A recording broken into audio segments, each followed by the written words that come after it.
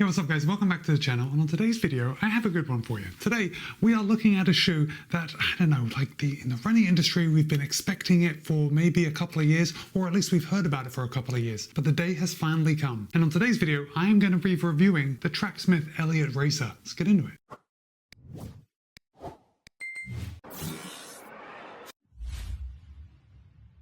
Now, first of all, I do just want to say thank you to Tracksmith. They were good enough to send me this pair of the Elliot Racer for the purpose of review. However, they haven't told me what to say. They don't have any editorial privileges, and all the thoughts and opinions are my own. So let's jump right in and let's talk about some specs of the new Elliot Racer. But you know what? Let's hold off on the specs for a second, because first of all, I think this shoe needs a little bit of an explanation. Because Tracksmith is an apparel brand. Like up until a couple of years ago when they released the Elliot Runner, they only sold clothing. Then came along the Elliot Runner, and Tracksmith got into the shoe game. Now, I was actually a big fan of the Elliot Runner, mainly because of how it looks. It was a very comfortable shoe, it performed okay on the run, but it was a daily trainer, so you know, we're not expecting much from daily trainers. But I loved how it looked, I loved how it fit. I thought maybe it was a bit narrower in the toe box, but that actually sets me up beautifully to tell you about the Elliot Racer. Because the Elliot Racer is not just an Elliot Runner with a carbon fiber plate. The Elliot Racer is using a whole new last, they've increased the toe spring, they've widened the toe box, and they've made the heel just a little narrower to give you a better heel lock. It is a completely different shoe from the Elliot Runner. It's also a lot lighter and a lot faster. But okay,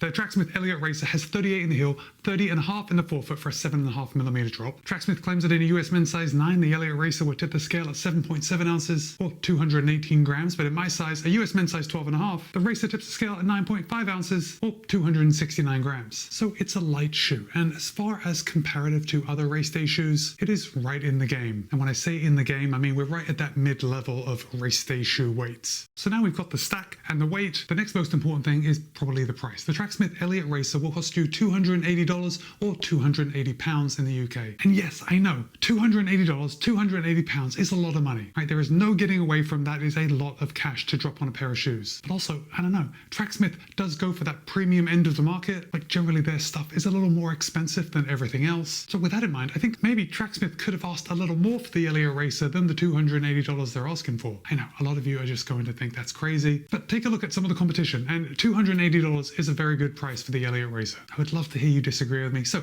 if you want to complain about the prices of running shoes, definitely drop a comment and let me know. But look, if you are in the market for a new pair of race day shoes and you are considering the Elliot Racer, you may also be considering the Diadora Gara Carbon 2. Now, the Diadora Gara Carbon 2 has 39.34 for a 5mm drop. It costs $300, so $20 more than the Elliot Racer. And in my size tips the scale at 264 grams, so it's only 1 gram less than my size in the Elliot Racer. But also, in the Gara Carbon, I'm wearing a US men's size 13. In the Elliot Racer, I have a 12.5. So if we were going to compare apples to apples, the Elliot Racer probably weighs a bit less than the Gara Carbon. Okay, next up, I think a good competitor for the Elliot Racer is the TRACKSMITH Valkyrie Elite Carbon. Now, the TRACKSMITH Valkyrie Elite Carbon has 40.34 for a 6mm drop. It'll cost $250, so $30 less than the Elliot Racer. And in my size, tips the scale at 275 grams. So it's 6 grams heavier than my size of the Elliot Racer. Next up, I think we have to compare the Elliot Racer to the Saucony Endorphin Pro 4. Now, the Endorphin Pro 4 has 40.32 for an 8mm drop. This will only cost you $225, so it costs a whopping $55 less than the Elliot Racer. And in my size tips the scale at 260 grams, which is 9 grams less than my size in the Elliot Racer. Now, clearly at $225, Saucony has priced the Endorphin Pro 4 very well, but I do just want to hold this up so you can see at least the eyelet chains. You can see how close together the Endo Pro 4's laces are compared with the Elliot Racer. So for me at least, the Elliot Racer fits my foot a little better than the Endo Pro 4. But I did want to compare these two and all the others because I think the rides are very similar to those shoes that we've seen before. Finally, I do just want to compare the Elliot Racer to the Alpha Fly 3. Now, this is an iconic race day image, and the Alpha Fly 3 has 40.32 for an 8mm drop. It'll cost $285, so it costs $5 more than the Elliot Racer. And in my size tips the scale at 265 grams, so it's only 4 grams less than my size in the Elliot Racer. And I wanted to compare these two shoes because the Elliot Racer is designed for those that don't want a shoe like the Alpha Fly 3. Right? The whole thing about the Elliot Racer is that it's understated, it's a no-nonsense design. You are definitely not out there screaming, "Look at me," the way you are wearing the Alpha Fly 3. Also, the rides between the Alphafly 3 and the Elliot Racer are completely different, so they're not really comparable from a ride standpoint. For me and my type of running, the Elliot Racer is just a lot more comfortable, a lot easier to maintain a pace over a long distance. For me, because of how aggressive the Alphafly 3 is, it's much more of a short distance racer. Anyway, those are the comparables. Let's start at the top and work our way down, and I want to show you that heel collar. And look, everything about the Elliot Racer is just oozing premium. Even this heel collar. The padding around the heel collar is a very thin strip that is right towards the top of the heel counter. The padding around the heel collar ends abruptly right here. You can see that. So right about there. So we don't have that extra padding coming further than it needs to. And then the padding comes around your heel and then ends abruptly right here. The heel counter on the Elliot Racer is very rigid. And of course that rigid heel counter, along with a narrowed heel fit, is going to give a very good lockdown. Now, while we are talking about lockdown, I do just want to say that the Elliot Racer does fit true to size. Now, when I put my foot into the Elliot Racer, first of all, just standing there and walking around the house, I did have the feeling that my heel wasn't locked in. So I untied them and tied them again, this time a little tighter. And just when I was standing, I didn't have a good feeling of heel lock. Of course, my heel wasn't slipping, but you know what I mean? It just didn't feel locked in. Now, that feeling totally went away as soon as I started running. I didn't experience any heel slip whatsoever in the Elliot Racer. I mean, the fit was really spot on. It was only that first initial feeling when I put my foot in. So I tell you that. So if you do buy a pair of these and you put them on and you're walking around the house, you can't let that put you off. The upper is a lightweight, breathable mesh. And yes, it is very light, very transparent here on the front. If you have anything written across the toe of your socks, you are going to see that through the upper. No one's going to be complaining about their feet overheating in the Elliot Racer. As far as overlays go, you know, for the weight of this shoe, there are quite a few overlays. We have an overlay that kind of wraps around the base of the shoe, coming around the toe box and then all the way around the back. Of course, that's just giving a little structure to the upper so it's held up off your foot with typical Tracksmith sash on both the lateral and the medial side. And that isn't just for aesthetics. That is actually helping give you a good midfoot lockdown. When you tie those laces,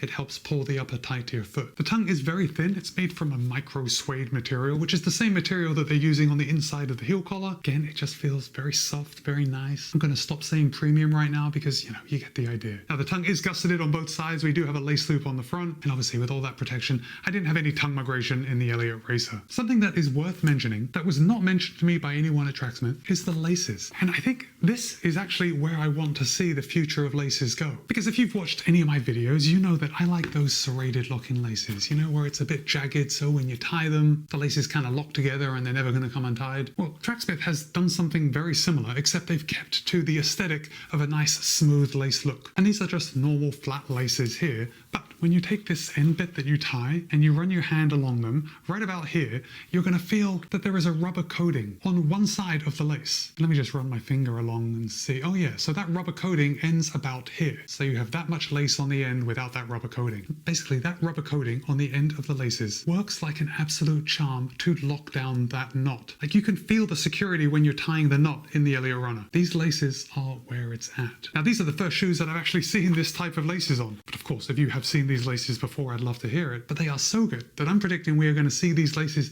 on a lot more shoes moving forward. Okay, let's get down to the main part of the Elliot Racer, and that is the 4-part underfoot system. Now, the 4-part underfoot system is made of a drop-in midsole. We have a full-length carbon fiber plate. We have a midsole chassis, so it's this exposed midsole that you see on the outside. And then we've got the outsole rubber. So let's first start with the drop-in midsole. And here it is. And you can see how thick that is. It's just nice and plush. It's very pleasant to just touch with your hands, but it feels even better when your foot's on top of it. Now, as a little Easter egg, Tracksmith has printed, well, a short story on the forefoot of this drop-in midsole, and on the bottom they've printed "Race Day is Sacred." Now, in a nutshell, this story is both the type of thing that makes me roll my eyes and also gives me a warm feeling that I'm pretty special. And it's very on brand for Tracksmith. Basically, it tells you that just by being a runner, by going out and racing, like, it is the noblest of pursuits. You know what I mean? Let me just read a little bit. Chasing personal records keeps us hungry and humble, makes us better human beings at every level. The pursuit of a personal record is running at its best.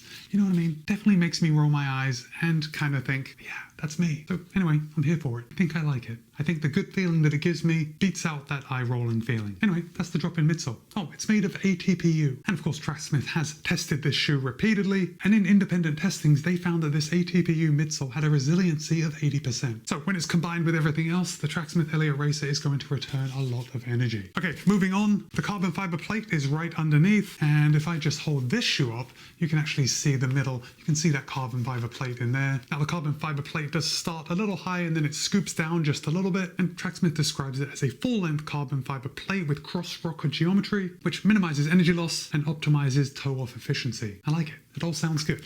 It feels like what's going on when I'm running in it. Then of course we've got the Pebax midsole chassis, and that Pebax midsole down here is just going to be a little denser than the ATPU drop-in midsole foam, and that is actually going to lead to that feeling that we got with the Elliot Runner. So it's kind of like that feeling of running on pine needles, you know, where that top layer is quite soft and the firmer layer is below. It's actually a very satisfying feeling to run in. And then we come down to the outsole, and we have a good amount of outsole rubber coverage, which I really like to see considering the weight, and the Tracksmith has kept this much rubber on the outsole. I think they realize that their shoe is a lot of money and people need to use it for a long time. And with this amount of rubber on the outsole, yeah, I think you're going to be running in the Elliot Racer a lot longer than you will in some of the competitors. And just after my testing, let me have a look.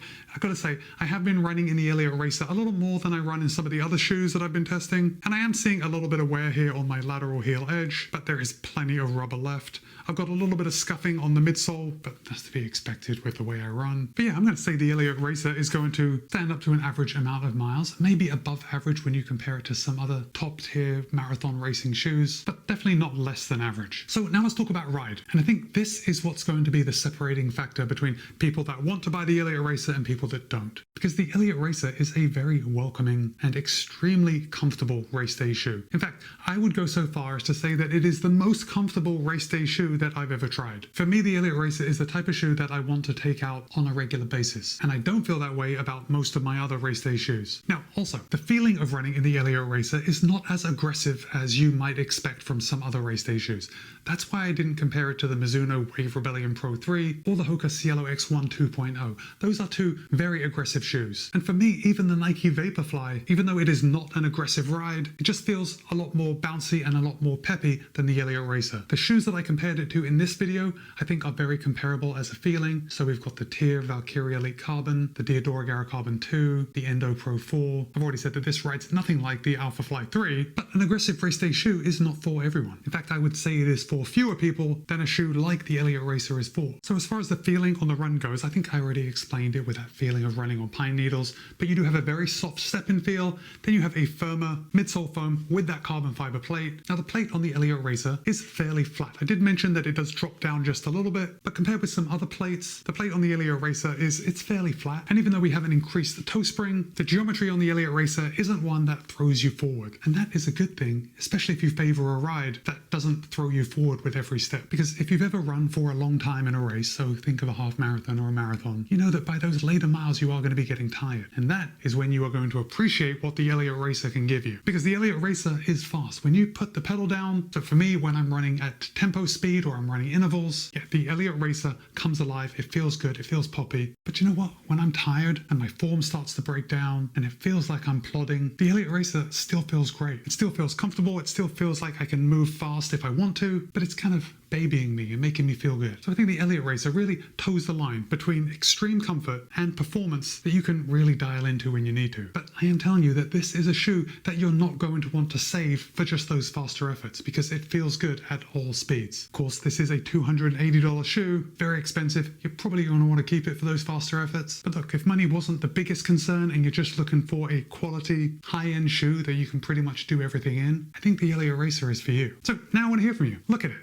Do you like the understated nature of the Elliot Racer? Or do you prefer those max stack height looking super shoes with bright colors that we see en masse at every single race? Oh, one more thing. You see how this midsole seems really flat right here? Like it looks like a very low stack shoe. Well, that's because most of the midsole is actually hidden within the upper. And that's how Tracksmith can give you a somewhat normal looking shoe with super shoe performance. Anyway, I think I rabbited on enough about this shoe. Let me know if you have any questions. And of course, let me know if you think you're going to be picking up a pair of the Elliot Racer. Be kind, be happy, run well. See you in a couple of days.